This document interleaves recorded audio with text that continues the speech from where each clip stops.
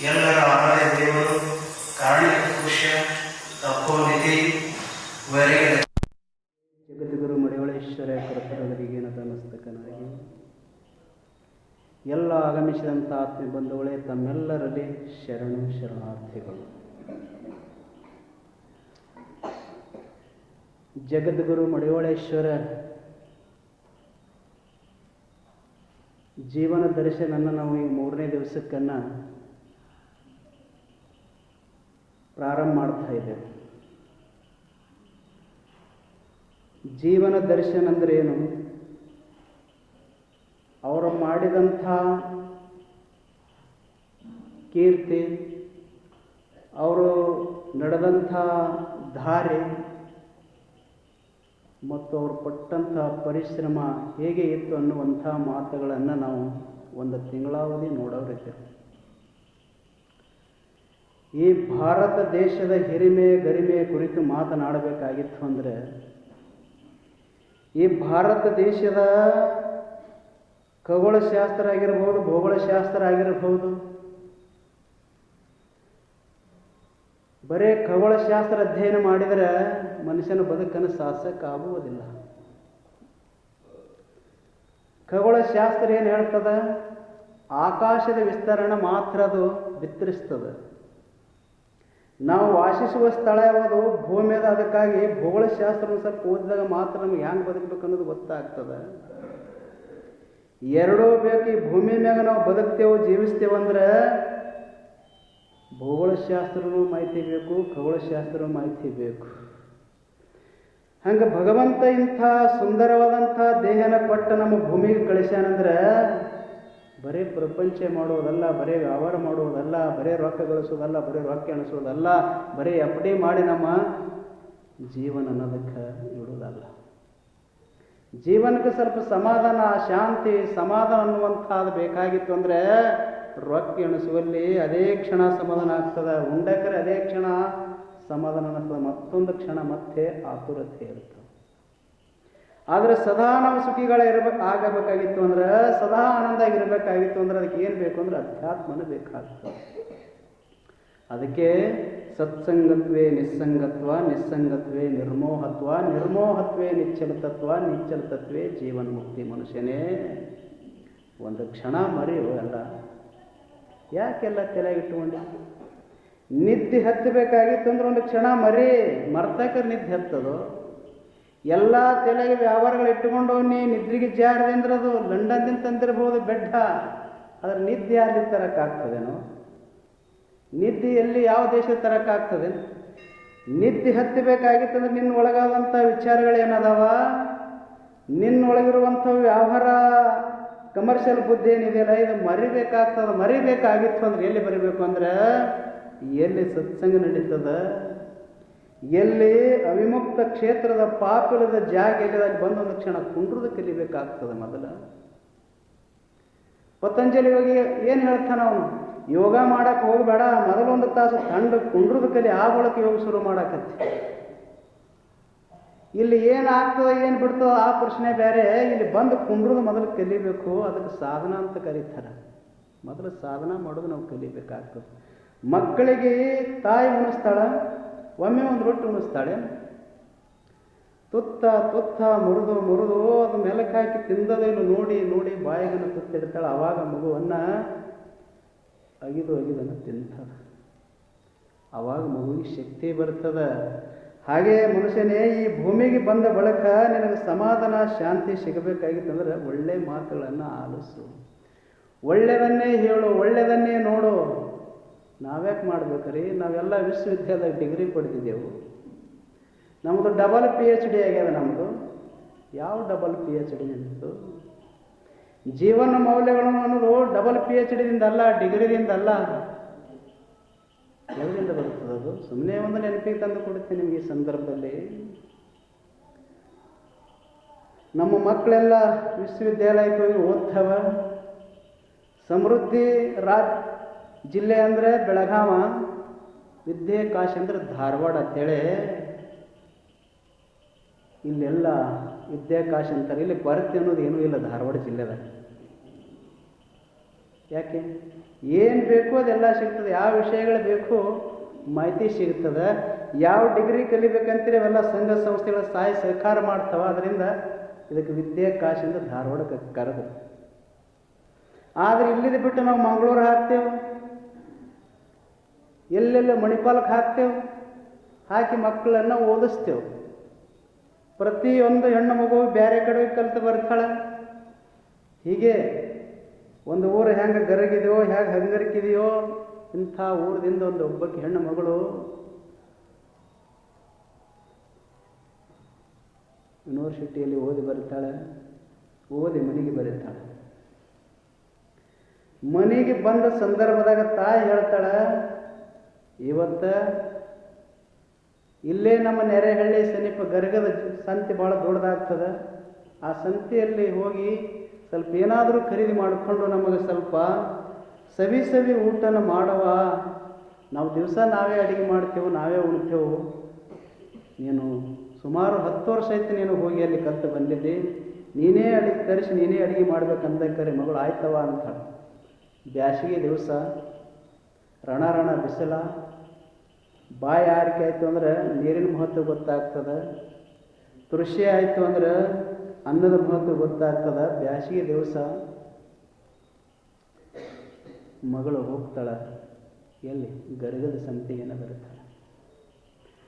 ಬಂದು scooty ಹಚ್ತಾಳೆ. Scooty ಹಚ್ಚಿ side ಅಜ್ಜಿ ಕೇಳ್ತಾಳೆ, ತರಕಾರಿ ಹೇಗೆ ಕೆಜಿ ಅದು? ಅವಳು ಹೇಳಿದಳು, 25 ರೂಪಾಯಿ ಪಾವು ಕಿಲೋ. ಇದು ಜವಾರಿ ಬೆಂಡೆಕಾಯಿ ಅದ, ಜವಾರಿ ಹೀರೆಕಾಯಿ ಅದ. ಜವಾರಿ ಏನಂತೀರಿ? ಚೌಳಿಕಾಯಿಗೆ ಏನಂತೀರಿ? ಬೌಚಿಕಾಯಿ ಅಂತಾರೆ. ಹಾಂ, ಚೌಳಿಕಾಯಿ. ಹಾಂ, ಇದನ್ನು 25 kg ಅದ. ಒಂದಕ್ಕರೆ ಇಟ್ಟ್ಯಾಂಗ್ ತುಟ್ಟಿ ನಾ ಒಳಗೆ ಹೋಗ್ತೀನಿ ಅಂತೇಳಿ ಒಳಗಡೆ ಹೋಗ್ತಾಳೆ.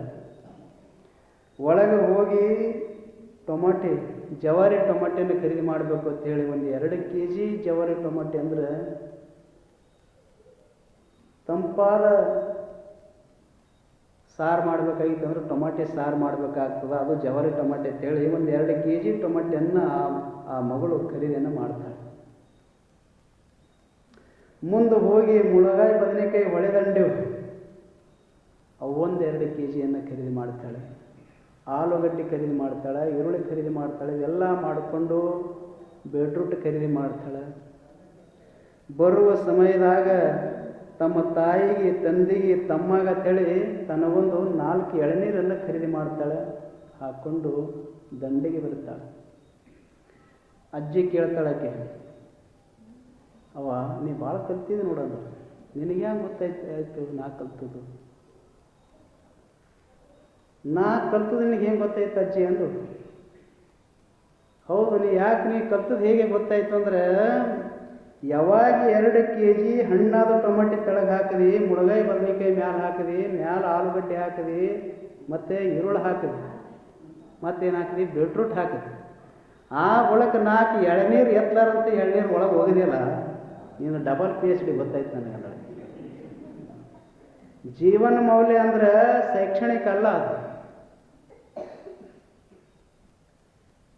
ಡಬಲ್ ಡಿಗ್ರಿ ಮುಗಿಸಿರ್ಬೋದು, ಡಬಲ್ PhD ಮಾಡಿರ್ಬೋದು, 18 ಡಾಕ್ಟರೇಟ್ ಪಡೆದಿರ್ಬೋದು. ಆದರೆ ಜೀವನ ಮೌಲ್ಯ ವಿಶ್ವವಿದ್ಯಾಲಯದಲ್ಲಿ ಕಲಿಸಂಗಿಲ್ಲ. ಅವು ಯಾಕೆ ಸಂಸ್ಕಾರ ಕೇಂದ್ರಗಳು ಮಾಡಿದರು?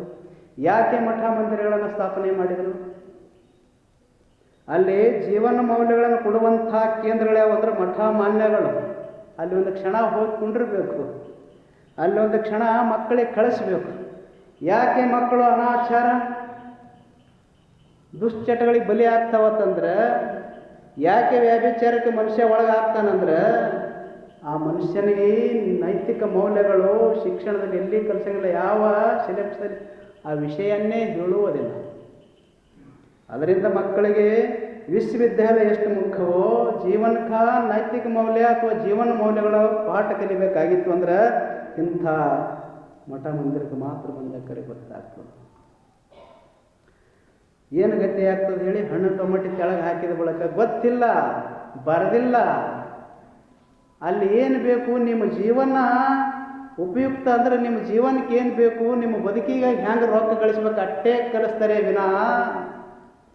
ಆದ್ರೆ ನಿಮ್ಮ ವ್ಯಕ್ತಿತ್ವ ಘನತೆ ಹೆಚ್ಚಾಗಬೇಕಾಗಿತ್ತು ಅಂದ್ರೆ ಯಾವ ವಿಶ್ವವಿದ್ಯಾಲಯ ಕಲಿಸಂಗಿಲ್ಲ ಅದಕ್ಕೆ ಎಲ್ಲ ನಳಂದ ವಿಶ್ವವಿದ್ಯಾಲಯ ಅದು, ತಕ್ಷಶಿಲೆ ಆಯಿತು, ಕಾಶಿ ಆಯಿತು, ಇವೆಲ್ಲ ಯಾಕೆ ತಯಾರಾದವು ಅಂದರೆ ಅಧ್ಯಾತ್ಮವನ್ನು ಕಲಿಸುವುದು, ಜೀವನ ಮೌಲ್ಯನ ಜೀವನದಾಗ ಅಳವಡಿಸಿಕೊಳ್ಳುವಂಥ ಕೇಂದ್ರಗಳು ಪ್ರಾರಂಭ ಆದವು.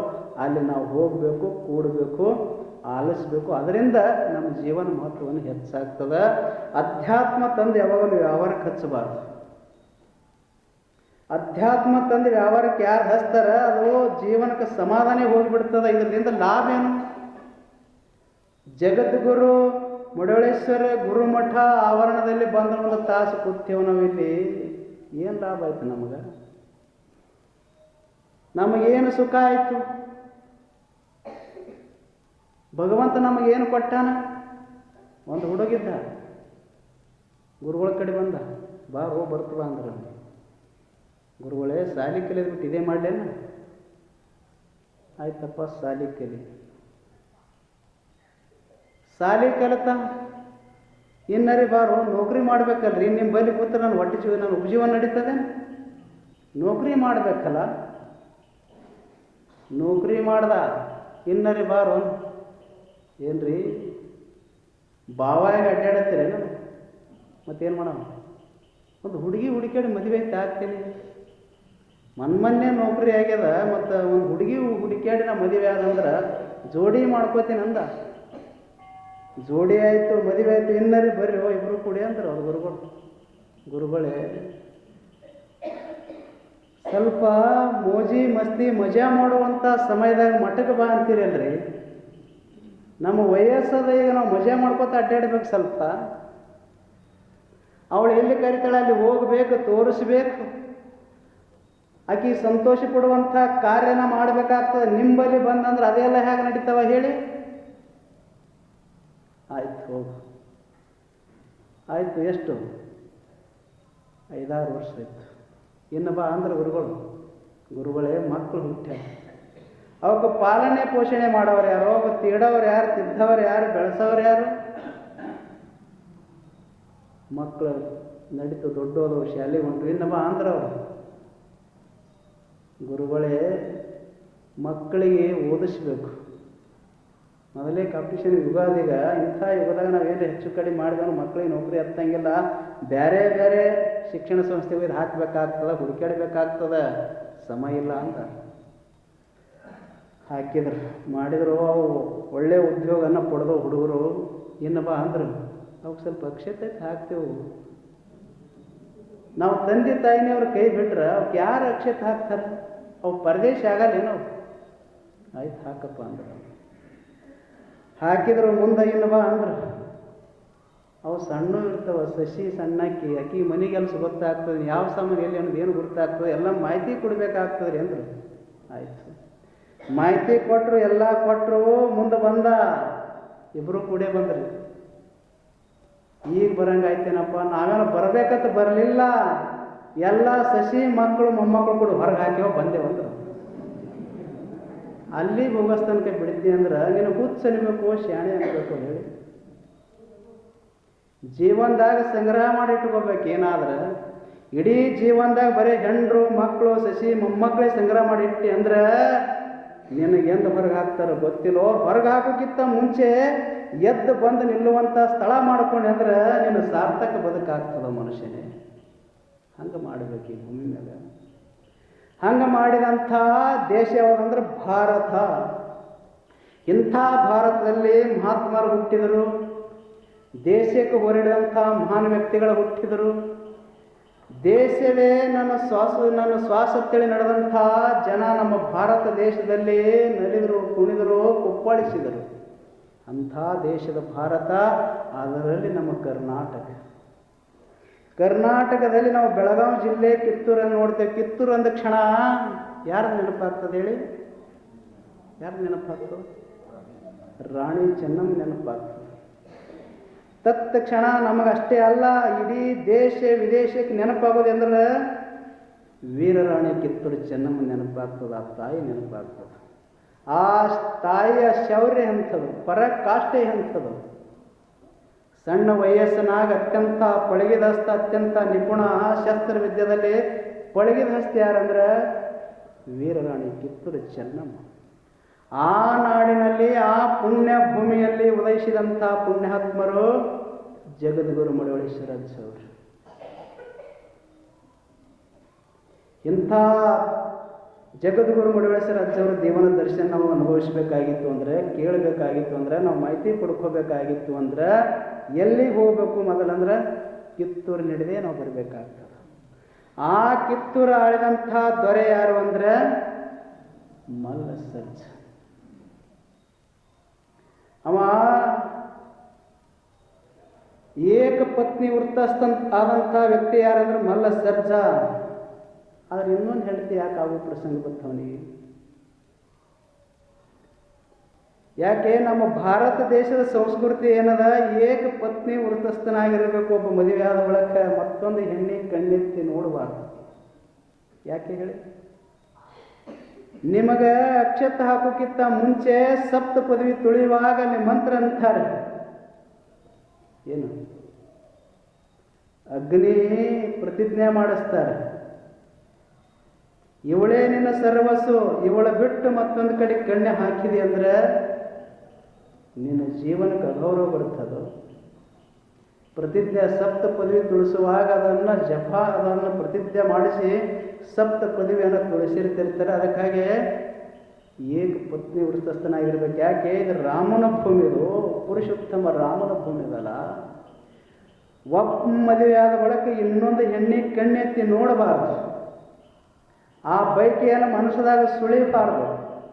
ಅಂಥ ಭಾರತ ದೇಶದಲ್ಲಿ ಯಾಕೆಂದ್ರೆ ಇದು ಪುರುಷೋತ್ತಮ ನಾಡ ಭಾರತ. ಮಲ್ಲ ಸರ್ಜೆಗೆ ಮೋಹಿಸಿ ಯಾರು? ಕಿತ್ತೂರು ರಾಣಿ ಚೆನ್ನಮ್ಮ ಅಂದ್ರೆ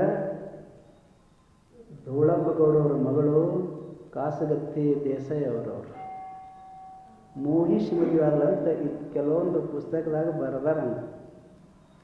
ಒಂದು ಸುಮ್ಮನೆ ವಿಚಾರ ಮಾಡಿ ನೀವು, ಯಾವಾಗಾರೆ ಒಬ್ಬಾಕಿ ಹೆಣ್ಣು ಮಗಳು ಅಂದ್ರೆ ಇನ್ನೂ ಮದುವೆ ಆಡರಂಥ ಪ್ರಾಯಕ್ಕೆ ಬಂದಂಥ ಮಗಳು ಯಾವ ಮಗಳು ನಿನ್ನ ಮದುವೆ ಆಗ್ತೇಳಿ ಅನ್ನೋದಿಲ್ಲ. ಸುಮ್ಮನೆ ಆತ್ಮಾವಲೋಕನ ಮಾಡ್ಕೊಳ್ಳಿ. ಆದರೆ ಮಲ್ಲ ಸರ್ಜನ್ ಮೋಹಿಸಿ ಮದುವೆಯನ್ನ ಆಗಿಲ್ಲ ಆ ತಾಯಿ. ಅದ್ರ ಸುಮ್ಮನೆ ಏನೋ ಬರದಾರ ಅಷ್ಟೇ ಕರೆ. ಯಾಕೆಂದ್ರೆ ಪ್ರತಿಯೊಂದು ಹೆಣ್ಣು ಮಗುವಿಗೆ ಗಂಡಿಗೆ ಕೇಳಬೇಕು ಅನ್ನೋ ಇಚ್ಛಾ ಎಂದು ಹೆಣ್ಣು ಮಗಳಲ್ಲಿ ಬರೋದಿಲ್ಲ. ಒಂದು ಎಳೆ ಬೊತ್ತು ಅಂದ್ರೆ ರಜನೀಶ ಹೇಳ್ತಾನ, ಹೆಣ್ಣಿನ ಹಾರ್ಮೋನ್ಗಳೇನು ವ್ಯತ್ಯಾಸ ಆಗಿರ್ತಿರ್ತಾರೆ. ವ್ಯತ್ಯಾಸ ಆದಕರೆ ಮಾತ್ರ ಈ ಭಾಷೆ ಬರ್ತವೆ ವಿನ ಆಕಿನ ದವಾಖಾನೆಗೆ ಹೋಗ್ಬೇಕಾಗ್ತದೆ, ಆಸ್ಪತ್ರೆಗೆ ಹೋಯ್ದಾಕಿನ ತೋರಿಸ್ಬೇಕಾಗ್ತದೆ. ಯಾಕೆ? ನಾನಿನ್ನ ಮಾಡ್ಕೋತೀನಿ ಅನ್ನುವಂಥ ಹೆಣ್ಣು ಒಂದು ಎಳೆ ಭೂಮಿ ಮ್ಯಾಗ ಹುಟ್ಟಿತ್ತು ಅಂದ್ರೆ, ನಾನಿನ್ನ ಪ್ರೀತಿ ಮಾಡಾಕತ್ತೇಳಿ ಒಂದು ಎಳೆ ಗಂಡಕ್ಕೆ ಕೇಳ್ತು ಅಂದ್ರೆ ಹೆಣ್ಣಿಗೆ ಅವಮಾನ, ಹೆಣ್ಣಿಗೆ ಅದಪ್ಪ ಕೀರ್ತಿ. ಅದು ಹೆಣ್ಣು ಎಂದೂ ಕೇಳಂಗಿಲ್ಲ. ಇದು ಯಾರಾದರೂ ಕೇಳಬೇಕಾದ್ರೆ ಗಂಡನೇ ಕೇಳಬೇಕು. ನಿನಗೆ ನಾ ಪ್ರೀತಿ ಮಾಡಕತ್ತೀನಿ ಮಾಡ್ಕೋತೇಳಿ ಗಂಡನೇ ಕೇಳಬೇಕೇ ವಿನ ಹೆಣ್ಣು ಎಂದೂ ಕೇಳಂಗಿಲ್ಲ. ಕೇಳ್ತು ಅಂದ್ರೆ ಏನ್ರಿ? ಹಾರ್ಮೋನಿಗಳಲ್ಲಿ ವ್ಯತ್ಯಾಸ ಆಗಿರ್ತಿರ್ತೀವಿ. ವ್ಯತ್ಯಾಸ ಆಯ್ತಂದ್ರೆ ಮಾತ್ರ ಈ ಶಬ್ದ ಬರ್ತವೆ ವಿನ ಅದರ ಮನಸ್ಸಾರೆ ಸ್ವ ಇಚ್ಛೆಯಿಂದ ಒಂದು ಹೆಣ್ಣನ್ನು ಇನ್ನೊಂದು ಪುರುಷನ ಮದುವೆ ಆಗ್ತಂತ ಎಂದೂ ಕೇಳೋದಿಲ್ಲ. ಅಂದ್ರೆ ಮದುವೆ ಹೇಗೆ ಆಯಿತು ಅನ್ನುವಂಥ ಸ್ವಲ್ಪ ನಾನು ನಿಮಗೆ ನೆನಪಿ ತಂದು ಕೊಡ್ತೇನೆ. ಯಾಕೆ ಅಂದ್ರೆ ಮುದಿಮುರುಳ ಅಜ್ಜವರು ಏನಂತೀರ ಆ ಅರಮನೆಯಲ್ಲಿ ಅಥವಾ ಆ ಪ್ರಾಂತದಲ್ಲಿ ಬೆಳಿಬೇಕಾಗಿತ್ತು ಅಂದ್ರೆ ಮಲ್ಲ ಸರ್ಜನ ವ್ಯಕ್ತಿತ್ವ ಹೇಗಿತ್ತು ಅನ್ನೋದು ನಾನು ಸ್ವಲ್ಪ ತಮಗೆ ಮಾಹಿತಿ ತಂದು ಕೊಡ್ತೀನಿ. ಯಾಕೆಂದ್ರೆ ಒಬ್ಬ ಪುಣ್ಯಾತ್ಮ ಬದುಕಬೇಕಾಗಿತ್ತು ಅಂದ್ರೆ ಸ್ವಾರ್ಥಿ ರಾಜನ ಬಳಿ ಎಂದೂ ಒಬ್ಬ ಯೋಗಿ ಇರಂಗಿಲ್ಲ. ಯಾಕೆ?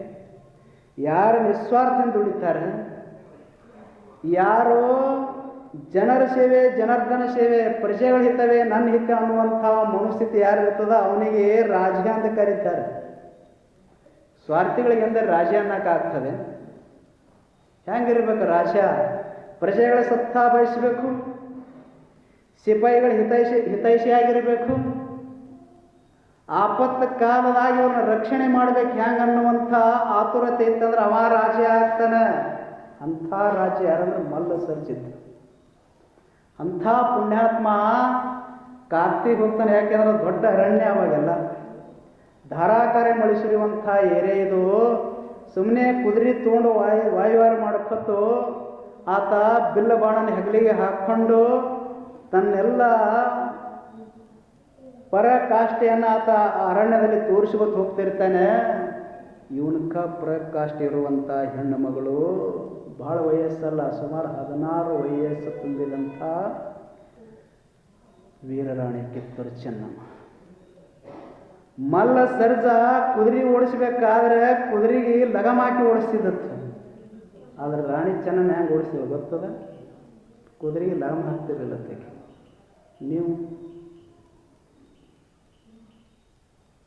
ನೀವು ಲಗಾಮ್ ಹಾಕಿದ ಕುದುರೆ ಮ್ಯಾಗೂ ಕುಂಡ್ರಕ್ಕಾಗಲ್ಲ. ನಿಮಗೆ ಬಹುತೇಕ ಕೂತು ನೋಡ್ರಿ, ನಮ್ಗೆ ಗೊತ್ತಾಗ್ತದೆ ಕುದುರೆ ಮ್ಯಾಗ ಹೆಂಗೆ ಆಗ್ತಾನೆ.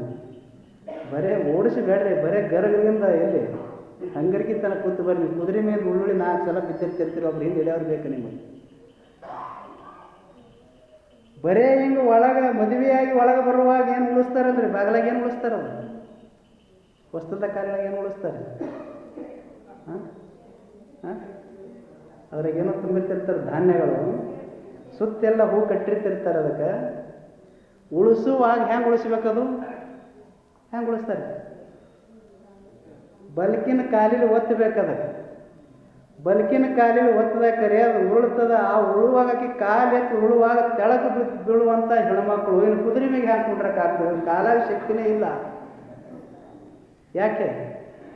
ಇಡ್ಲಿ ಪಡ್ಡ ಏನಂತೀರಿ ಇದು ಬರ್ಗರ ಯಾವ ತಿಂದು ಪಿಸ್ತಾ ತಿಂದು ಏನೇನೋ ಮಣ್ಣು ಸುಟ್ಟಗಾಡು ತಿಂದು ಬರೇ ಹಿಂಗೆ ಕಾಲು ಒಂದೇ ಕಾಲ ಮೇಲೆ ನಿಲ್ಲಂಗಿಲ್ಲ. ಕಾಲು ಎತ್ತಿ ಉಳಿಸುವಾಗ ಉಳ್ಳಿ ಬೀಳುವಂಥ ಹೆಣ್ಮಕ್ಳು ನಮಗೆ ಹ್ಯಾಂಗೆ ಕುದುರೆ ಮೇಲೆ ಕುಂಡ್ರಕ್ಕಾಗ್ತದೆ? ಅದು ಸೊಂಟನಾಗ ತಾಕತ್ತು ಬೇಕಾಗ್ತದೆ. ಅದು ರಟ್ಟಿಯಲ್ಲಿ ಕ್ಷಾತ್ರ ಬಲ ಬೇಕಾಗ್ತದ. ಕುದುರೆಗೆ ಲಗಾಮಿಲ್ಲ, ಲಗಾಮಿಲ್ಲೇ ಓಡಿಸಿದಳ ತಾಯಿ ಕಿತ್ತೂರು ರಾಣಿ ಚೆನ್ನಮ್ಮ. ಹೆಂಗಿರ್ಬೇಕಿ ನಾವು ಸಾಹಸ. ಕುದುರೆ ಬರೇ ಜುಟ್ಟು ಹಿಡಿತಿದಳತ್ತೆ, ಕುದುರೆ ಜಾಗದ ಮೇಲೆ ತಿರುಗಿಸ್ತಿದಳತ್ತೆ. ಕುದುರೆ ಎಲ್ಲಿ ಬೇಕು ಕೈ ಮಾಡಿದ ಕೂಡಲೇ ನಿಲ್ಲಬೇಕು, ಹಂಗೆ ನಿಲ್ಲಿಸ್ತೇಳಿ. ಹೆಂಗೆ ನಿಲ್ಲಿಸ್ತಿರ್ಬೇಕು? ನಿಮ್ಗೆ ಲಗಾಮಿ ಕೈಯಾಗ ಕೊಟ್ಟರೆ ಗಂಡು ಮಕ್ಳಿಗೆ ನಿಲ್ಲಾಗಿಲ್ಲ, ಹೆಣ್ಮಕ್ಳಿಗೆ ನಿಲ್ತದದು. ಹ್ಯಾಂಗೆ ನಿಲ್ಲಿಸ್ತೇವೆ ಅಂದ್ರೆ ತನ್ನ 2 ಕಾಲುಗಳನ್ನು ಅದ್ರ ಮುಂದಿನ ಕಾಲದಾಗ ಹಿಂಗೆ ಹಾಕಿ ಮೆಟ್ಟಿದ್ರೆ ಸಾಕು, ಕುದುರೆ ಜಾಗದ ಮೇಲೆ ನಿಲ್ತಿರ್ತಂತ. ಅಂಥ ಶೌರ್ಯ ಉಳ್ಳಂಥ ಹೆಣ್ಣು ಮಗಳು ಕಿತ್ತೂರು ರಾಣಿ ಚೆನ್ನಮ್ಮ. ನೋಡ್ದ ಮಲ್ಲ ಸರ್ಜ, ನೋಡ್ದ ಆದ್ರೆ ಮದುವೆ ಆಗ್ಬೇಕಂತೇಳಿ ಇಚ್ಛೆ ಪಡಲಿಲ್ಲ. ತನ್ನ ಜೀವನ ಅನುಭವ ಬಂದು ರುದ್ರಮ್ಮನ ಮುಂದೆ ಹೇಳ್ತಾನ ಆತ ಮಲ್ಲ ಸರ್ಜ್. ಇಲ್ಲೇ ಸೌದತ್ತಿ ತಾಲೂಕ ಯಾವ್ರದು ತಲ್ಲೂರ ದೇಸಾಯಿಯವ್ರ ಮನೆ ಹೆಣ್ಣು ಮಗಳಾಕಿ ರುದ್ರಮ್ಮ. ಆಕಿ ದೈವಿ ಭಕ್ತರು ಅಂದರೆ 2 ಹೊತ್ತು ಪೂಜೆ ಮಾಡುವಂಥ ತಾಯಿ. ಭಗವಂತನ ಆರಾಧನೆ ಸದಾ ಮಾಡಾಕಿ. ಹೇಳಿಲ್ಲ ಕುಂತೆ ಭಗವಂತ, ಹೇ ಕೃಷ್ಣ, ನೀನು ಬಿಟ್ಟು ನಂದು ಏನದು ಈ ಜಗತ್ತಿನಾಗ? ಹಗಲು ಇರುಳು ನಿನ್ನ ನೆನವೋ ಭಗವಂತ ಅಂತ ಹೇಳುತ್ತೆ ಯಾರು? ಕುಂತಿ. ಅದಕ್ಕೆ ಕುಂತಿ ಮಕ್ಕಳು ಹಂಗೆ ಹುಟ್ಟಿದವ್ರಿ. ಅಲ್ಲೇ ಗಾಂಧಾರಿ ಮಕ್ಕಳು ಹುಟ್ಟಿದ್ವು. ಏನು ಎಲ್ಲಿ ದೇವ್ರ ಎಲ್ಲಿ ದಿಂಡ್ರ? ನನ್ನ ಮಕ್ಕಳಾಯ್ತು, ನನ್ನ ಗಂಡಾಯ್ತು ಬಿಟ್ಟು ಬೇರೆ ಏನೋ ಜಗತ್ತದ ಜ್ಞಾನ ಮಾಡಿರೋಂಥ ಕೌರವರು ಸರ್ವನಾಶ ಆಗಿ ಹೋದರು. ಏನು ಕುಂತಿ ಹೃದಯ ಅದು? ಸೂರ್ಯ ಉದಯ ಆಗಿತ್ತ ಮುಂಚೆ ಹೇ ಕೃಷ್ಣ, ಹೇ ಭಗವಂತ, ನಿನ್ನ ಬಿಟ್ಟು ನನಗೆ ಯಾರು ಗತಿ ಅದಾರ ಹೇಳೋ? ಹಂಗ ಮಲ್ಲ ಸರ್ಜನ ಹೆಂಡತಿ ರುದ್ರಮ್ಮ ಭಗವಂತನ ಆರಾಧನೆ ಮಾಡುವಂಥ ಹೆಣ್ಣು ಮಗಳು. ಆದರೆ ಏನು ಮಾಡೋದು? ಮಲ್ಲ ಸರ್ಜಗ ಹೋರಾಡುವ ಪರಿಸ್ಥಿತಿ ಬಂತು. ಸಂಘ ಸಂಸ್ಥೆಗಳು ಎಷ್ಟು 368 ಕಡೆ ಅಡ್ಡಾಡುವಂಥ ಪ್ರಸಂಗ. ಇದೆಲ್ಲ ಸೈನ್ಯನ ಕಟ್ಟಿಕೊಂಡು ಹೋರಾಡುವಂಥ ಪರಿಸ್ಥಿತಿ ಬಂದಾಗ ನನ್ನ ಹೆಂಡತಿ ಆದಂಥ ನನ್ನ ರುದ್ರಮ್ಮದ ಸಾಯಿ ನನಗೆ ಇರಲಿಲ್ಲ ಅಂದ್ರೆ ನನಗೆ ಏನಾಗ್ತದೆ? ಭಾರ ಆಗ್ತದೆ. ಈ ಭಾರನ ಕಳ್ಕೋಬೇಕಾಗಿತ್ತು ಅಂದ್ರೆ, ಈ ನೋವನ್ನು ಹಗರ ಮಾಡ್ಕೋಬೇಕಾಗಿತ್ತು ಅಂದ್ರೆ ಈ ಹೆಣ್ಣು ಮಗಳ ಮದುವೆ ಆದರೆ ಈ ಭಾರನ ಕಡಿಮೆ ಆಗ್ತದೆ ಅಂತೇಳಿ ಮನಸ್ಸಿನಲ್ಲಿ ವಿಚಾರ ಮಾಡ್ತಾನೆ ಮಲ್ಲ ಸರ್ಜ್. ವಿಚಾರ ಮಾಡಿ ಆದರೆ ಹ್ಯಾಂಗೆ ಕೇಳೋದು? ಕೇಳೋಕ್ಕಿಂತ ಮುಂಚೆ ಯಾರ ಮಾತು ಕೇಳಬೇಕು? ಮೊದಲು ಮದುವೆ ಆಗಿದೆ, ಸತ್ತ ಪದವಿ ತುಳಿದಿದೆ, ನಿನ್ನ ಬಿಟ್ಟು ಮತ್ತೊಬ್ಬರಿಗೆ ನೋಡಲ್ಲ ಅಂತೇಳಿ ಕೈ ಹಿಡಿದಿದೆ. ಹ್ಯಾಂಗ ಕೈ ಹಿಡಿದಾನೆ? ಎಂಥ ಆಪತ್ತು ಕಾಲ ಬಂದರೂ ನಿನ್ನ ಕೈಯನ್ನು ಬಿಡಂಗಿಲ್ಲ ಪ್ರತಿಜ್ಞೆ ಮಾಡಿದೆ. ಆದರೆ 20-25 ವರ್ಷ ತವ್ರ ಮನೆಯಾಗ ಬೆಳೆದು ನನ್ನ ಸಲುವಾಗಿ ತ್ಯಾಗ ಮಾಡಿ ಬಂದಿದ್ದಾಳಲ್ಲ, ಆಕೆ ಒಂದು ಮಾತು ಕೇಳರೆ ನಾ ಹೇಗೆ ಮದುವೆ ಆಗಬೇಕು ಅಂತ. ಇವು ಪುರುಷೋತ್ತಮರಂತಾರೆ ಇವ್ರಿಗೆ. ಹೆಂಡತಿಗೆ ಹೇಳಿದ್ರೆ ಕೇಳ್ತಾಳೋ ಏನಕ್ಕೆ ಬ್ಯಾಡ ಅಂತಳೋ, ಎಲ್ಲಿ ಕೇಳೋದು ಅಂತೇಳಿ ತುಗುಡದಾಗ ನಾವು ಏನಾರೇ ಮಾಡ್ಕೊತೀವಿ. ಆದರೆ ಮಲ್ಲ ಸರ್ಜಂಗ ಮಾಡಲಿಲ್ಲ. ರುದ್ರಮ್ಮ ಹೋಗಿ ಕೇಳ್ತಾನೆ, ನೋಡವ, ನಾ ಅಂತೂ ನಿನ್ನ ಮದುವೆ ಆಗಿದ್ದು ಖರೆ ಅದ, ಸಪ್ತ ಪದವಿ ತುಳಿಯುವಾಗ ನಾನು ಪ್ರತಿಜ್ಞೆ ಮಾಡಿದ್ದು ಖರೆ ಅದ. ಯಾಕೆ? ಭೀಷ್ಮ ಪ್ರತಿಜ್ಞೆ ಅದು, ನಮ್ಮ ಭಾರತ ದೇಶದಾಗ ಭೀಷ್ಮ ಪ್ರತಿಜ್ಞೆ ಅದು. ಒಮ್ಮೆ ಪ್ರತಿಜ್ಞೆ ಮಾಡಿದ ಬಳಿಕ, ಒಮ್ಮೆ ಆ ಮಾರ್ಗನ ಹಿಡಿದ ಬಳಿಕ ಹೊಳ್ಳಿ ತುಳಿಬಾರದು ಮತ್ತೊಂದಕ್ಕೆ. ನಮಗೆ ಹಂಗಾಗೋದ್ರೆ ಸನ್ಯಾಸಿ ಆಗೋದು, ಗೃಹಸ್ಥ ಆಗ್ಬೇಕನ್ನಿಸ್ತಾ, ಗೃಹಸ್ಥ ಆಗೋದು ಸನ್ಯಾಸಿ ಆಗ್ಬೇಕನ್ನಿಸ್ತು. ಇದಕ್ಕೆ ಜೀವನ ಅಂತಾರೆ. ಯಾಕೆ? ಏನು ಗುರುಗಳು ಆರಾಮಿರ್ತಾರೆ? ಎಲ್ಲಿ ಎಲ್ಲಿ ಆರಾಮಿರ್ತಾರೆ? ಜಗದ್ಗುರು ಮಡವಳೇಶ್ವರ ಎಲ್ಲಿ? ಗುರು ಮಠದ ಆವರಣದ ಮುಂದೊಂದು ರೂಮ್ ಅದ, ಮಸ್ತ್ ಕಾರ್ ಅದ. ನಾವು ಸುಮ್ಮನೆ ಹಾಕಿದ ಮದುವೆ ಆದೆವು, ಯಾಕೆ ಮಕ್ಕಳು ಸುಮ್ಮ ಆರಾಮ್ ಇವ್ರಂಗೆ ಸನ್ಯಾಸಿ ಆಗಿದ್ರು ಯಾರೇ ಬುತ್ತಿ ತಂದು ಕೊಡ್ತಿದ್ರು, ಉಂಡುಟ್ಟು ಆರಾಮಾಗಿರ್ಬೇಕು. ಸುಮ್ಮನೆ ಮದುವೆ ಆದೇವು ನೋಡ್ರಿ ಗುರುಗಳ, ನಮ್ಗೆ ಅವಾಗೇ ತಿಳಿಲಿಲ್ಲ ನಮಗೆ. ಇನ್ನು ಸನ್ಯಾಸಿ ಆದವ್ರಿಗೆ ಏನು ಅನ್ನಿಸ್ತದ? ನಿಮ್ಮದೆಂತ ಆರಾಮ ರೀ, ನಿಮಗೆ ಹೊಸವಾಗನ ಮಕ್ಕಳು ಕರಿತಾವೆ, ಹೆಂಡತಿ ಕರಿತಾವೆ, ನಮಗೆ ಯಾರು ಕರೆದು ನಮ್ಮದೇ ಹತ್ರ ಬದುಕಂತೇಳಿ ನಾವೊಂದು ಚಿಂತೆ ಒಳಗೆ. ಹಿಂಗಿದ್ರೆ ಅಂದರೆ ಸಾಧನ ಮಾಡೋಕ್ಕಾಗ್ತದೆ? ಯಾರು ಎದರಾಗಿರ್ತಾರೆ ಅದರಾಗ ಸಾಧನ ಮಾಡಿದ್ರೆ ಮನಸ್ಸು ಸಮಾಧಾನ ಇರ್ತದೆ. ಅದ್ರಾಗಿದ್ದವ್ರು ಇದು ನೆನೆಸೋದು, ಇದ್ರಾಗಿದ್ರೆ ಅದು ನೆನೆಸಿದ್ರೆ ಅಂದ್ರೆ ಎಂದೂ ಸಮಾಧಾನ ಸಿಗುವುದಿಲ್ಲ. ಹೇಳಿಲ್ಲ, ಅಲ್ಲಿಲ್ಲದ ಕೂಡಲ ಸಂಗಮದೇವ ಇಲ್ಲಿಲ್ಲವೇ? ಇದ್ದ ಜಾಗನಾಗೆ ಎಲ್ಲಿ ಇರ್ತಿ, ಯಾವ ಸೇವಾ ಮಾಡ್ತಿ, ಯಾವ ವೃತ್ತಿ ಒಳಗೆ ಇರ್ತಿ, ಅಲ್ಲೇ ಭಗವಂತನ ಕಾಣಬೇಕೇ ವಿನಾ ಅಲ್ಲಿ ಹೋದ್ರೆ ಕಾಣ್ತದೇನು, ಇಲ್ಲಿ ಹೋದ್ರೆ ಕಾಣ್ತದೇನು, ಗೃಹಸ್ಥರದಲ್ಲಿ ಹೋದ್ರೆ ನಾ ಸುಖ ಇರ್ತೇನೋ, ಸನ್ಯಾಸಿಯರು ನಾ ಸುಖ ಇರ್ತೀನಿ ಅಂತೇಳಿ ಈ ದ್ವಂದ್ವದಾಗ ಒಂದು ಹಳೆ ನಾವು ಒದ್ದಾಡಕತ್ತೇವೆ ಅಂದರೆ ನಮಗೆಂದೂ ಸಮಾಧಾನ ಸಿಗುವುದಿಲ್ಲ. ಅದಕ್ಕಾಗಿ ಮಲ್ಲ ಸರ್ಜ್ ಹೇಳ್ತಾನ, ನೋಡು ರುದ್ರಮ್ಮ, ನಾನು ಪ್ರತಿಜ್ಞೆ ಮಾಡಿದೆ, ನಿನ್ನ ಬಿಟ್ಟು ಮತ್ತೊಬ್ಬರು ನೋಡಂಗಿಲ್ಲ ಅಂತೇಳಿ. ಆದರೂ ಅನ್ವೇರ್ ನಾನು ಅಸಹಾಯಕ. ಯಾಕೆ? ನನಗೆ ಸಹಾಯ ಮಾಡುವಂಥ ವ್ಯಕ್ತಿಗಳಿಲ್ಲ. ಇನ್ನ ಮಗ ಹುಟ್ಟಿರಲಿಲ್ಲ, ಶಿವಲಿಂಗೌಡ ಇನ್ನೂ ಹುಟ್ಟಿರಲಿಲ್ಲ. ಆದ್ರೆ ರಾಜ್ಯಭಾರ ಭಾಳ ಆಗ್ಯದ ನನ್ನ ಮ್ಯಾಲ. ನೀ ಅಂತೂ ದೇವನ ಆರಾಧನಾಗ ನೀನು ಸಮಯ ಕಳಿತಿ, ನನ್ನ ಬೆನ್ನಿಂದ ಬರೋರು ಯಾರದಾರ? ಹಾಗಾದ್ರೆ ಪತಿರಾಯರೇ ಮತ್ತೆ ಯಾರಾದರೂ ಸಿಗ್ಬೋದು ನತ್ತಂದಳಕಿರುತ್ತ ಅದಾರೊಬ್ರು. ನಿನ್ನ ಅನುಮತಿ ಇದ್ರೆ ಹೋಗಿ ನಾವು ಅವ್ರಿಗೆ ಕೇಳ್ತೀನಿ. ಆಯಿತು. ಯಾಕೆ? ಪತಿ ಇಚ್ಛೆ ಸತಿ ಇತ್ಯ, ಸತಿ ಇಚ್ಛೆ ಪತಿ ಇಚ್ಛಾ. ಗ್ರಸ್ತನಾದಡೆ ಗಟ್ಟಿ ಒಳಂತೆ ಆಗಬೇಕು, ಸನ್ಯಾಸಿ ಆದಡೆ ಅಲ್ಲಮ್ಮನಂತೆ ಆಗಬೇಕು. ಅವಾಗ ಏನಾದರೂ ಸಾಸಕ್ಕಾಗ್ತದೋ ಮನುಷ್ಯನೇ? ಸನ್ಯಾಸಿ ಆದರೆ ಅಲ್ಲಮ್ಮನಂತೆ ಇರಬೇಕು, ಗೃಹಸ್ಥರಾದರೆ ಗಟ್ಟಿ ಒಳಂತೆ ಆಗಬೇಕು. ಏನಾದರೂ ಒಂದು ಗುರಿ ಮುಟ್ಟಕ್ಕೆ ಸಾಧ್ಯದ? ಅದಕ್ಕೆ ನಿನ್ನ ಬಿಟ್ಟು ನಂದೇನದ ಪತಿದೇವ, ನೀ ಏನು ಮಾಡ್ತಿ ಮಾಡು, ಅದಕ್ಕೆ ನನ್ನ ಪೂರ್ಣ ಸಮ್ಮತಿ ಅಂತ ಕೊಟ್ಟಳು ರುದ್ರ. ಆ ಅನುಮತಿಯನ್ನು ತೆಗೆದುಕೊಂಡು ಹೋಗ್ತಾನ. ನಾವಾಗಿದ್ರೆ ಹೆಂಡತಿ ಮಾತು ಕೇಳ್ತಾನೇನ್ರಿ? ಹೆಂಡತಿ ಮಾತು ಕೇಳಿದ್ರೆ ಅಂದ್ರೆ ಗಂಡಸ ಆತ್ಮಹತ್ಯೆ ಏನಾಗಬೇಕತ್ತಪ್ಪ? ಇಲ್ಲಿ ಕೆಲವ್ರು ಅಂತಾರೆ, ಹೆಂಡತಿ ಮಾತು ಕೇಳ್ದ ಯಾರು ಗಂಡಸಾಗಲ್ಲ. ತಮ್ಮದು ನೀವು ಏನಾಗ್ಬೇಕಂತೀರಿ ಅದು ಹೇಳ್ತಾನೆ. ಯಾಕೆ? ನಿಮ್ಮ ಸಲುವಾಗಿ ತ್ಯಾಗ ಮಾಡಿ ಬಂದ ಎಂಥ ಹೃದಯ ಅದು. ನಿಮ್ಮಿಂದ ಏನಾರು ಇಚ್ಛೆ ಪಟ್ಟಾಳೆ, ನಿಮ್ಮಿಂದ ಏನಾರು ತೊಗೊಂಡು ಹೋಗ್ಬೇಕಂತೇಳಿ ಏನಾದರೂ ಮೋಸ ಮಾಡ್ಯಾಳೆ. ಇಡೀ ತನ್ನ ತವರೂರನ್ನ ಮರೆತು ನಿಮ್ಮ ಹೆಸರು ಮುಂದೆ ಮಾಡಿ ನಡೀತಾಳಲ್ಲ, ಆಕೆ ಒಂದು ಮಾತು ಕೇಳಬಾರ್ದೆ? ಆಕಿನ ಮಾತು ಕೇಳಾರೆ ಏನಾರೇ ಮಾಡಿದ್ರೆ ಇವರು ಗಣಸರತ್ತಂತ. ಗಣಸರಾಗಿ ತಿರುಗಾಡವ್ರಿ. ಮನುಷ್ಯನೇ ಯಾರು ಹೆಂಡತಿ ಮಾತು ಕೇಳ್ತಾರ ಅವ್ರೇನಾಗ್ತಾರೆ? ಏನಾಗ್ತಾರೆ?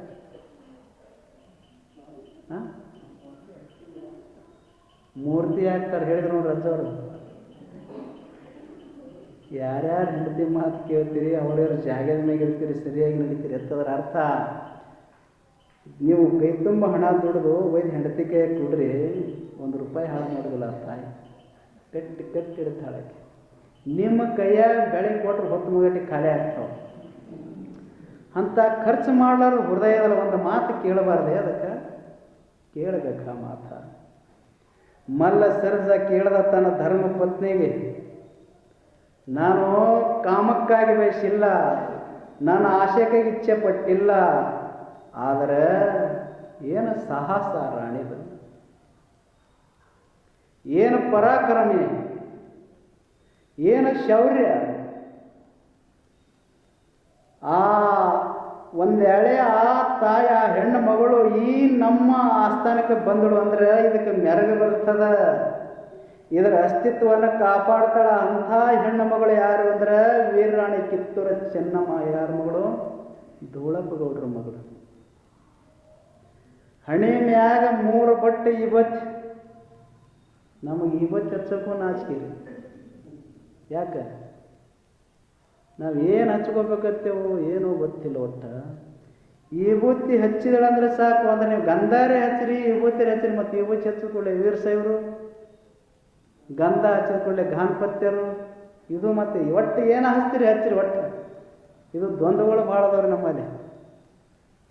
ಹಣಿಗೆ ಉದ್ದ ಹಚ್ಚಬೇಕು, ಅಡ್ಡ ಹಚ್ಚಬೇಕು, ಒಂದೂ ತಿಳಿಲಾರ್ದಂಗೆ ಆಗ್ಯದ ನಮ್ಮಲ್ಲೇ. ನಮ್ಮ ದೇಶದಾಗೆ ಒಂದು ಘಟನಾ ನಡೀತು, ನಿಮಗೆ ನೆನಪಿಗೆ ತಂದು ಕೊಡ್ತೀನಿ. ಆನೆ ಪೂಜೆ ಆಗ್ತಿತ್ತು ಗುಡಿ ಗದಿಗೆ ಪೂಜೆ ಆದ ಬಳಿಕ ಹೊರಗೆ ಆನೆ ಪೂಜೆ ಮಾಡ್ತಿದ್ರು. ಇನ್ನೂ ಸ್ವಾತಂತ್ರ್ಯ ಸಿಕ್ಕಿರಲಿಲ್ಲ ಅವಾಗ. ಆನೆ ಪೂಜೆ ಮಾಡ್ತಿದ್ರು. ಆನೆ ಪೂಜೆ ಮಾಡಿ ಹಿಂಗೆ ಬಹು ದಿವಸ ನಡೀತು. ಒಮ್ಮೆ ಸ್ವಲ್ಪ ತೀವ್ರಗತಿಯಲ್ಲಿ ಜಗಳ ನಡೀತು. ಆನೆಗೆ ಹಿಂಗೆ ಇವತ್ತು ಹಚ್ಚಿದ್ರೆ ಹಿಂಗೆ ಇಲ್ಲಿ ಹಿಡಿದಿಲ್ಲ ತಾನು ಮ್ಯಾಗ ಹಣಿ ಮ್ಯಾಗ. ಆದ್ರೆ ಮತ್ತೊಬ್ರು ಬಂದು ಅವ್ರು ಹೀಗೆ ಉದ್ದ ಕೊರದ್ರಿ. ನಮ್ಮಲ್ಲಿ ಅಡ್ಡು ಕೊರೆ ಪದ್ಧತಿ ನಾವು ಉದ್ದ ಹಚ್ತೇವೆ ಅಂದ್ರೆ ಇವ ಅಂತ ನಾವು ಅಡ್ಡು ಕೊರದ ಬಳಕ ನೀವು ಉದ್ದ ಕೊರಿಬೇಡ, ನಮಗೆ ನಡೆಯಂಗಿರ್ತೈತಿ ಇವ ಅಂತ. ಯಾರಿಗೆ ನಡೆಯಂಗಿಲ್ಲ ಅದು? ಆರ್ಯರಿಗೆ ದ್ರಾವಿಡರಿಗೆ ಜಗಳ ಹತ್ತು ಉದ್ದು ಕೊರೆಯುವಲ್ಲಿ ಅಡ್ಡು ಕೊರೆಯುವಲ್ಲಿ. ಇವರು ಉದ್ದು ಕೊರೆಯವರು ಅಡ್ಡು ಕೊರೆಯವ. ನೀವು ಹೊಡೆದಾಡಬೇಡ್ರಿ, ಇದು ಕೋಟಿ ಹೋಲಿ ಅಂತೇಳಿ ಆನೆ ಕೋಟಿ ತೊಗೊಂಡು ಹೋದ್ರು. ಅದು ಪಾಪ ಅದಕ್ಕೆ ಏನು ಗೊತ್ತ್ರಿ? ಅದಕ್ಕೆ ಉದ್ದು ಕೊರೆಯೋದು ಗೊತ್ತಿಲ್ಲ, ಅಡ್ಡು ಕೊರೆಯೋದು ಗೊತ್ತಿಲ್ಲ. ಆನೆ ಒಯ್ದು ಕೋರ್ಟ್ ಮುಂದೆ ನಿಲ್ಲಿಸಿದ್ರು. ಇದು ನಡೆದ ಘಟನೆ ನಮ್ಮ ದೇಶದಾಗ ಇನ್ನೂ ಸ್ವಾತಂತ್ರ್ಯ ಸಿಕ್ಕಿಂತ ಪೂರ್ವದಾಗಿದೆ. ಆನೆ ಒಯ್ದು ಕೋರ್ಟ್ ಮುಂದೆ ನಿಲ್ಲಿಸಿದ್ರು. ಡಿಸ್ಟಿಕ್ ಜಡ್ಜ್ ಅವಾಗ ಯಾರಿರ್ತಾರೆ? ಭಾರತೀಯರಲ್ಲ, ಬ್ರಿಟಿಷರಿರ್ತಾರೆ. ಬ್ರಿಟಿಷರ ಅಧಿಕಾರ ಅಂದರೆ ಯಾಕೆ ಹೇಳಕತ್ತಾರೆ ಇವರೆಲ್ಲ? ಆನೆ ಕಾಲಾಗ ಆನೆ ಯಾರ್ದಂದ್ರೆ ಆನೆ ಗುಡಿದದ, ಮತ್ತು ಇವ್ರು ಯಾಕೆ ಜಗಳಾಡ್ತಾರ ನಾವು? ಇಲ್ರಿ ಅವ್ರಿಗೆ ಇವತ್ತು ಇವ್ರು ಅಡ್ಡು ಕೊರಿತಾರ, ಗಂಧ ಉದ್ದಸ್ತಾನ್ರಿ. ಹಂಗಂದ್ರೆ ಏನು? ಅದಕ್ಕೆ ಇವತ್ತಿನೂ ಗೊತ್ತಿಲ್ಲ, ಗಂಧನೂ ಗೊತ್ತಿಲ್ಲ, ಹಣಿಗೆ ಹಚ್ಚಿಲ್ಲ ಅದು. ಅದಕ್ಕೆ ಏನು ಗೊತ್ತ ಆಗಲಿಲ್ಲ. ಲೂಯಿ ಪತ್ತೇಳಿ ಆಗಿ ಹೋದಲ್ಲ ಯಾವ ದೇಶದ ರಾಜ್ಯರವ? ಹಾಂ, ಲೂಯಿ ಯಾವ ದೇಶದ ಅಧ್ಯಕ್ಷರೇ? ಹಾಂ,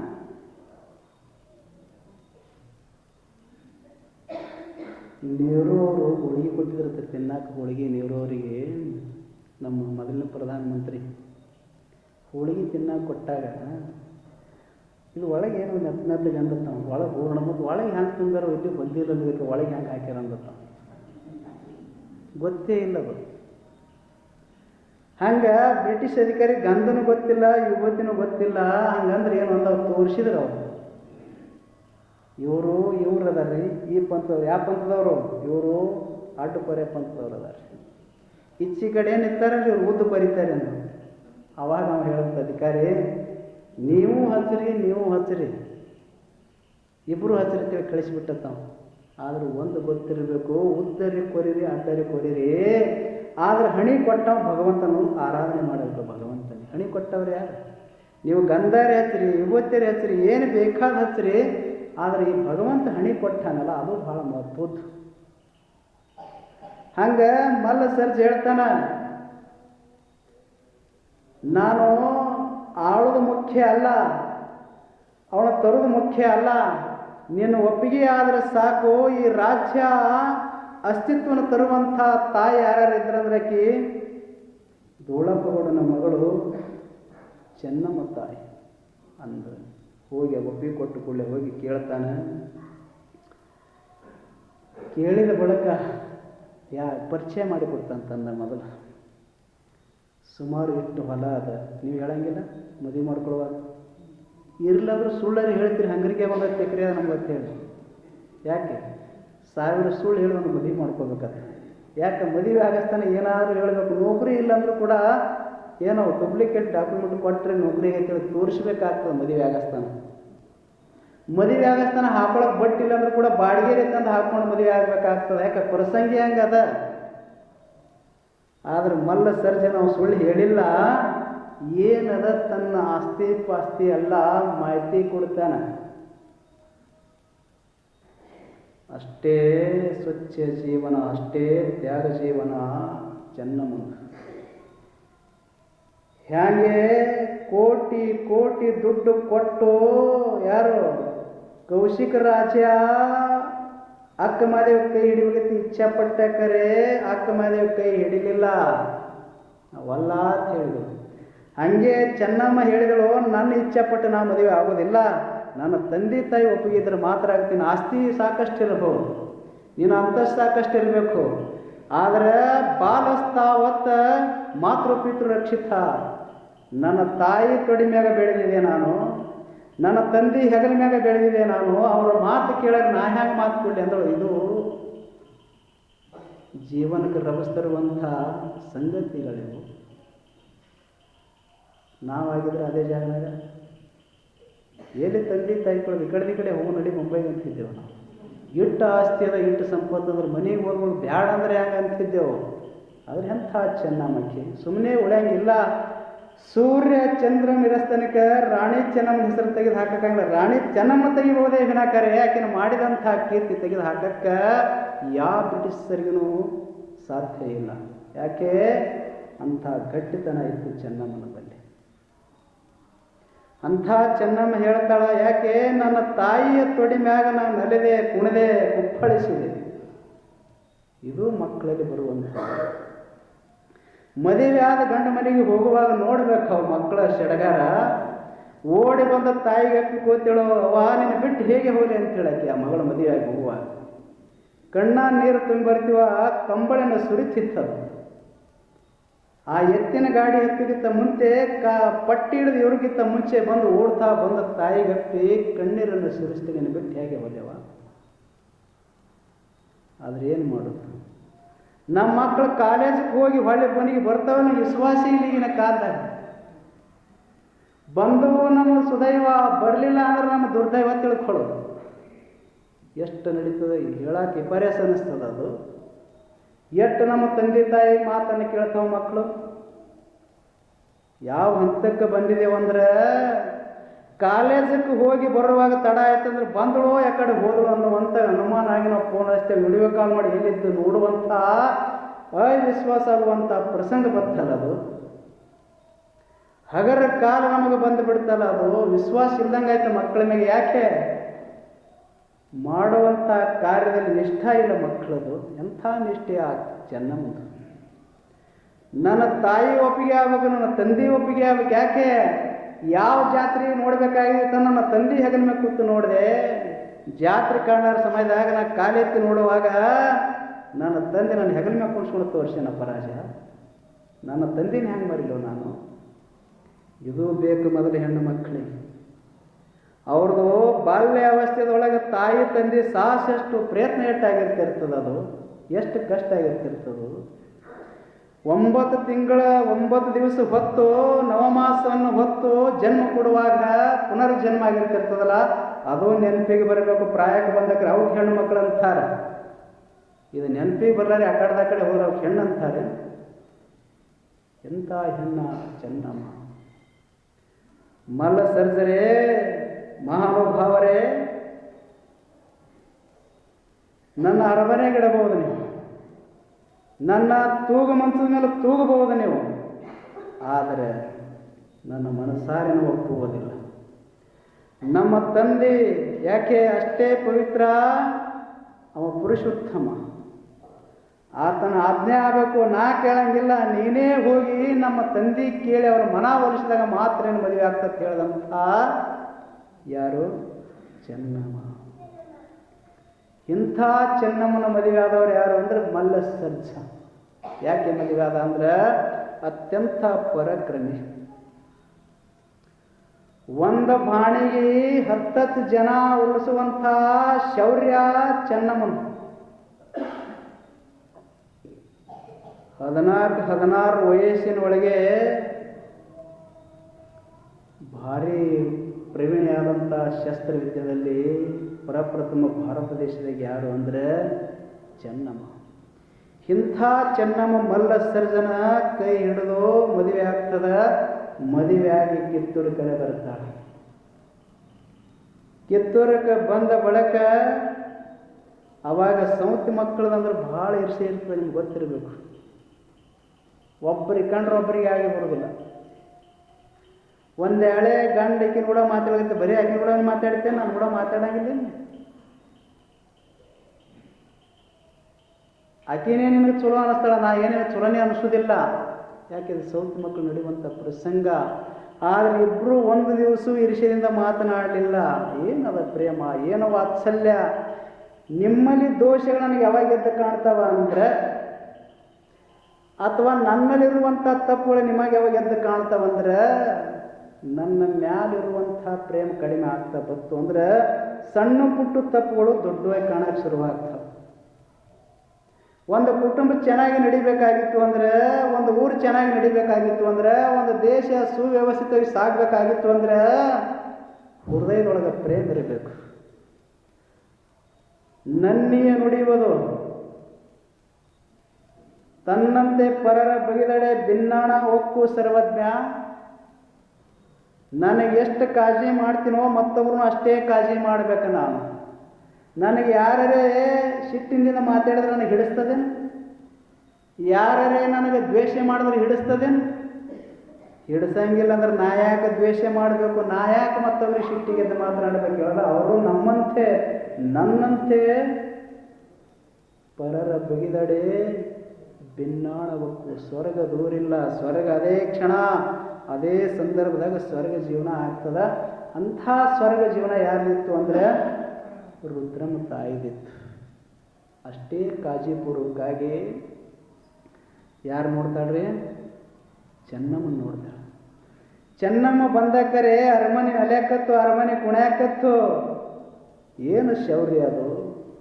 ಇಡೀ ಬ್ರಿಟಿಷರಿಗೆ ದುಗುಡ ಹತ್ತು, ಬ್ರಿಟಿಷರಿಗೆ ನಡಗ ಹುಡ್ತು.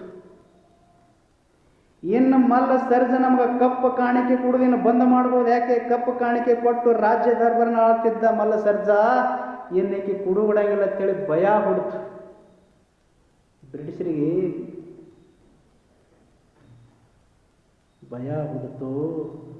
ಇನ್ನು ಕಿತ್ತೂರು ಸಂಸ್ಥೆ, ಈ ಕಿತ್ತೂರು ಸಂಘ ಸಂಸ್ಥೆಯನ್ನು ನಮ್ಮ ಮುಟ್ಟಿಗೆ ಹಾಕೋಬೇಕು, ನಮ್ಮ ಬುಟ್ಟಿಗೆ ಹೇಗೆ ಹಾಕೋಬೇಕು ಅಂದ್ರೆ, ಇಷ್ಟು ಇಂಡಿಯಾ ಕಂಪ್ನಿ ಇತ್ತು ಬ್ರಿಟಿಷರದವಾಗ. ಈ ನಮ್ಮ ಕಂಪ್ನಿಗೆ ಹಾಕೊಂಡೇ ಬಂದ್ರೆ ಅವ್ರು ನಾವು ಹೇಳ್ದಂಗೆ ಕೇಳ್ತಾರೆ, ನಾವು ಹೇಳ್ದಂಗೆ ಮಾಡ್ತಾರೆ, ಅವ್ರು ನಮ್ಮ ಗುಲಾಮಗಿರಿ ಆಗಿರ್ತಾರೆ. ಇಲ್ಲ ಆದ್ರೆ ನಮ್ಮನ್ನೇ ಅವ್ರು ಗುಲಾಮಗಿರಿ ಮಾಡ್ತಾರೆ ಅಂತೇಳಿ ಬ್ರಿಟಿಷರ ಕಂಡು ಬಿತ್ತು ಕಿತ್ತೂರು ಸಂಸ್ಥೆ ಮೇಲೆ. ಯಾಕೆ ಅಂದ್ರೆ ಈಕಿ ಭಾಳ ವೀರದಳ, ಭಾಳ ಸೂರ್ಯದಳ. ಈಕಿ ಲಾಠಿ ಕಾಟಿ ಕಲ್ತಾಳೆ. ಲಾಠಿ ಕಾಟಿ ಅಂದ್ರೇನು? ಲಾಠಿ ಕಾಟಿ ಕಲ್ತಾರೆ ಒಬ್ಬರೇ 20 ಜನರನ್ನ ಪಳಗಿಸ್ಬೋದು, 20 ಜನರನ್ನ ಅಲ್ಲೇ ನಿಲ್ಲಿಸ್ಬೋದು ಏಕಕಾಲಕ್ಕೆ. ಅದಕ್ಕೆ ಲಾಠಿ ಕಾಟಿ ಅಂತಾರೆ. ಅಂಥ ವಿದ್ಯೆ ಚೆನ್ನಮ್ಮ ಕಲ್ತಾಳ. ಒಂದೇಳೆ ಆಕಿನ ಕೈಯೊಳಗೆ ಒಂದೇಳೆ ನಮ್ಮ ವಸ್ತುಗಳು ಇವೇನಂತೀರಿ ಮತ್ತು ಗುಂಡು ಬಾಂಬು ಸಿಕ್ಕು ಅಂದರೆ ಸಾವಿರಾರು ನಿಲ್ಲಿಸುವಂಥ ಸಾಮರ್ಥ್ಯ ಈ ಹೆಣ್ಣು ಮಗಳ ಬಲ್ಲೆ. ಹೀಗಾಗಿ ಕಿತ್ತೂರು ಸಂಸ್ಥೆಯನ್ನು ತಮ್ಮ ಕೈಗೆ ತಗೋಬೇಕು, ತಮ್ಮ ಹಿಡಿತಲ್ಲಿ ಇಟ್ಕೋಬೇಕಂತೇಳಿ ಇಲ್ಲೇ ಧಾರವಾಡ ಟ್ಯಾಂಕೂರ್ ಅಂತ ಹೇಳಿ ಆತ ಒಂದು ಪತ್ರ ಬರೀತಾನೆ ಕಿತ್ತೂರು ಸಂಸ್ಥೆಗೆ. ಪತ್ರ ಬರೀತಾನೆ. ಈಗ ಬರೆಯಂಗಿಲ್ಲ. ನಿಮ್ಮ ಪತ್ರ ಮೊದಲು ಬರೀತಿದ್ರಿ, ನೀವೇನಂತ ಬರೀತಿದ್ರಿ? ಹಳೆಯ ಚಲೋ ಅದನ್ರಿ, ಮಗಳು ಚಲೋ ಅದ, ಮಗಳು ನೀವು ಹೇಗಿದ್ರಿ ಅಂತ ಮೊದಲು ಪತ್ರ ಬರೀತಿದ್ರು. ಆದರೆ ಈ ಪತ್ರ ಬರೆಯೋ ಪದ್ಧತಿ ಹೋಯ್ತು. ಏನು? ಅಲ್ಲಿದ ಕೂತಲ್ಲೇ ನೀವು ಅವ್ರ ಮುಖ ನೋಡ್ತೀರಿ, ಇಲ್ಲಿದ ಕೂತಲ್ಲಿ ಅವ್ರ ಮುಖ ನೀವು ನೋಡ್ತೀರಿ. ತತ್ಕ್ಷಣ ಅಮೇರಿಕದ ಮನುಷ್ಯ ಹಿಡಿಯುವತ್ತ ಕಥ ಮೊಬೈಲ್ಗೆ ಬತ್ತು ನಿಮಗೆ ಬಂದದಲ್ಲ, ಈಗ ಪತ್ರ ಬರೆಯುವ ಪ್ರಸಂಗ ಇಲ್ಲ. ಆ ಪತ್ರ ಧಾರವಾಡದಿಂದ ಕಿತ್ತೂರು ಸಂಸ್ಥೆಗೆ ಬರೀತಾನ. ಆ ಪತ್ರದಲ್ಲಿ ಏನಿತ್ತು ಅಂತೇಳಿ ನೋಡೋದು ಹಿಂದಲ್ಲ, ಟೈಮ್ ಆಗ್ಯದ್ರಿ, ನಾಳೆ. ಹಾಗಾಗಿ ಆತ್ಮೀಯ ಬಂಧುಗಳೇ, ಮತ್ತೆ ನಾಳೆ ತಾವು ಬರ್ರಿ ಅಂತ ಹೇಳಿ ಎಲ್ಲರಲ್ಲಿ ಪ್ರಣಾಮ.